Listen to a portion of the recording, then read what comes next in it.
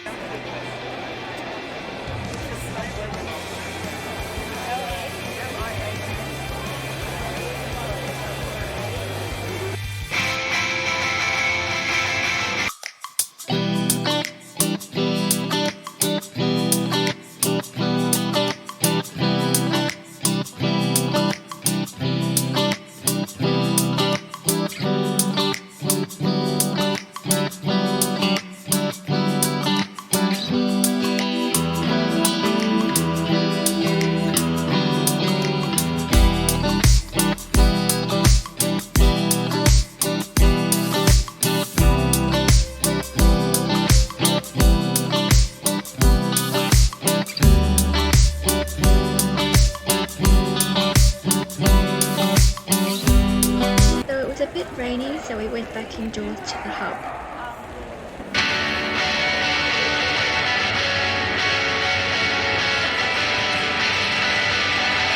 On day 2, we saw the Talks Digital Fashion, the New Frontier with Caitlin Lomax and Eugene Liang. And today it's Michael Osordo and Fashion Branding.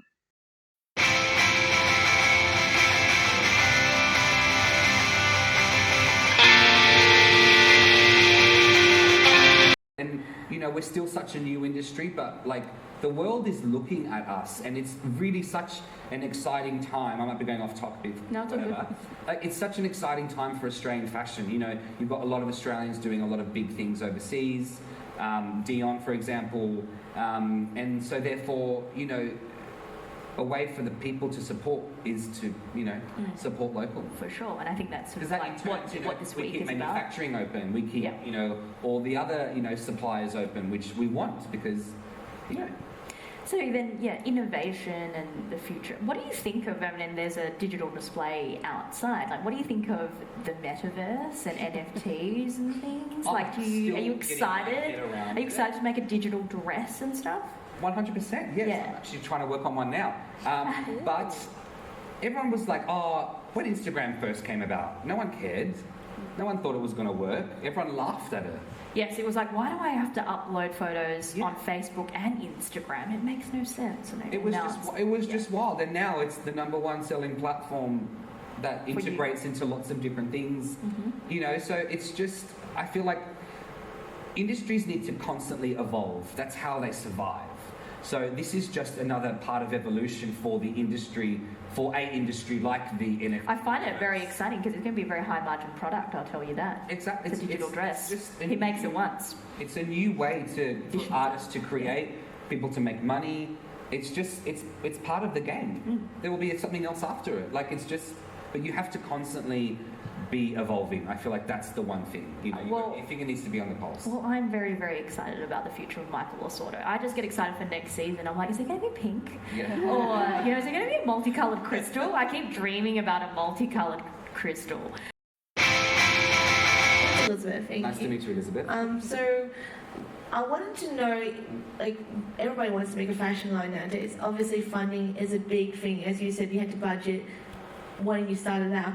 What do you think of doing a digital line first, and then if people are very interested, make them pre-order that one and actually make that one in real life so people can actually order it and physically own it? Do you think that's a better direction for people starting out as opposed to spending a lot of money on runways, spending money on models and collections and photography? Because I know a lot of designers in Melbourne, they have spent a lot of money on people shipping photographers from Sydney to Melbourne to do the shoot. So do you think that's actually a really good question? A really, really good question.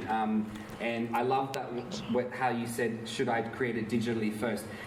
You do whatever you need to do that saves you money but gets you out there. And if digital is a platform, but this is the thing, to create a maybe create a relationship with, a store that you see that you envisioned your clothes, being in, going to them. Here are my sketches first with my fabric swatches, So before you do, spend hundreds, however it costs, which is a lot of money, to produce a collection, you could get that feedback directly from the buyer or the store first and be like, hey, let's conceptualize these first. You could use poll it on social media. I mean, now you have these channels where you've got a community.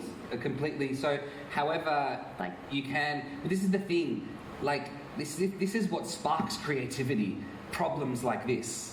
So that's a great way. I wouldn't even think of that, but that's genius. Yeah. You know, so you're up against Michael now. Yeah, I'd love to not make a collection, spend all that money, and then just start selling it. But, you know, you do what you have to, and it's about a conversation.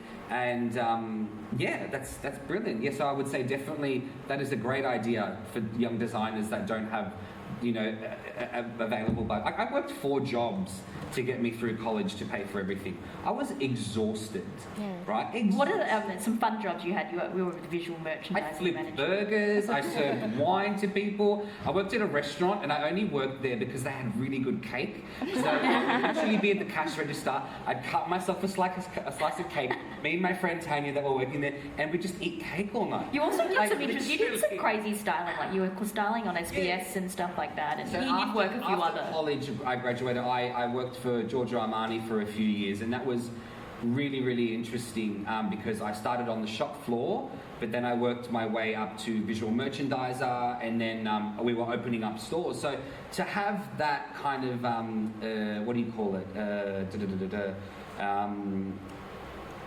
knowledge of how a business like that works, like that works before I started my business was just amazing. I also work 3 jobs now still. I'm like, why is it like, because we live in Sydney, so it's 3 jobs. Like, you should constantly be putting your fingers in as many pies as possible because, you know, this is all good for you. If for someone that wants to open up a brand, this is all good for you to learn every aspect of it. And then from Giorgio Armani, I went to styling at SBS News, the television station. I was dressing all the newsreaders, Lin and Chin, etc., etc. And then that was just such an eye-opener for me on how the media side of things worked. So I have such a vast knowledge of, you know, the industry, all aspects of the industry. So therefore, when I do have to make decisions, I know at least I'm making, you know, an informed decision based on... But I think that just demonstrates, it just doesn't happen overnight. And like, you know, people do work 2 jobs in order to work in this industry, and there is a slow ramp-up period. So, yeah. Great question. Yeah. I love that. Thank you.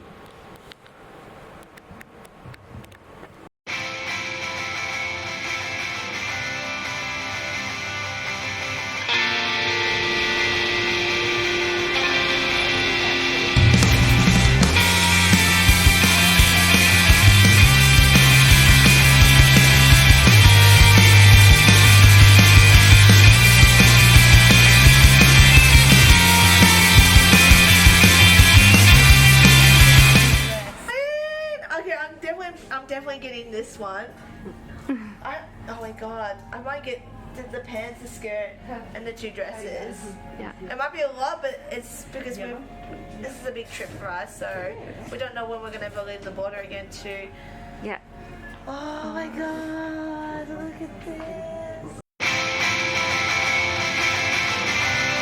Here are our outfits for the evening.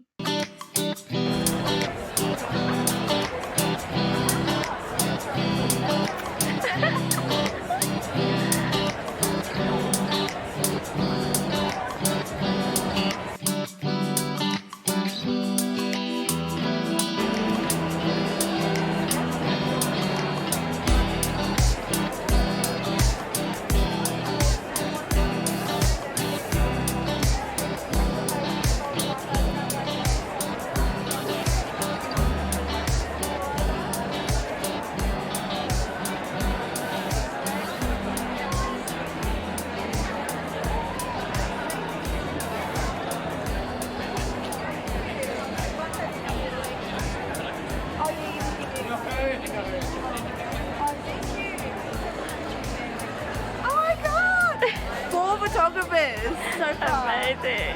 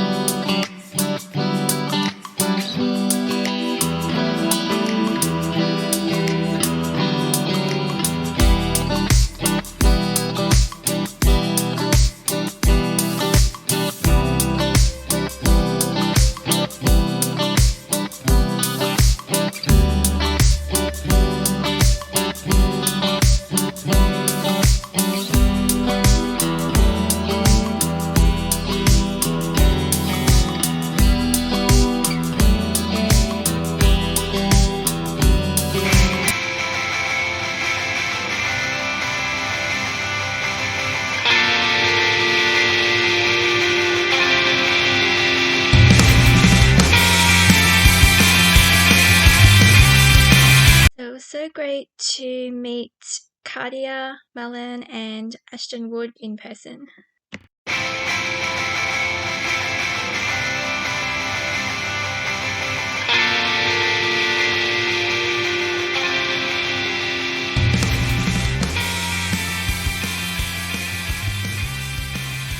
Family, and I didn't care if I felt weird like sitting here like no one's gonna come, but I'm so grateful you got to come before I leave Australia, and you got to meet my friends, and you all got to meet each other, and I don't even know what I'm saying. It really like talking to you guys online is one thing, but it's so nice for me to actually be able to hug you and meet you, and like you guys are the reason I get to do what I love, and so you've all played such a big part in my life, and I'm just really grateful you can be here. I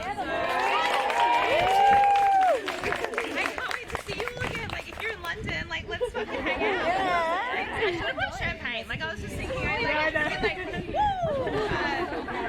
enjoy, eat the food, and make sure you all chat to each other and like getting each other's numbers and stuff, because you all live like close by, and I think that's what I kind of wanted from this. To be able to hang out and make some friends. So enjoy. Thank you.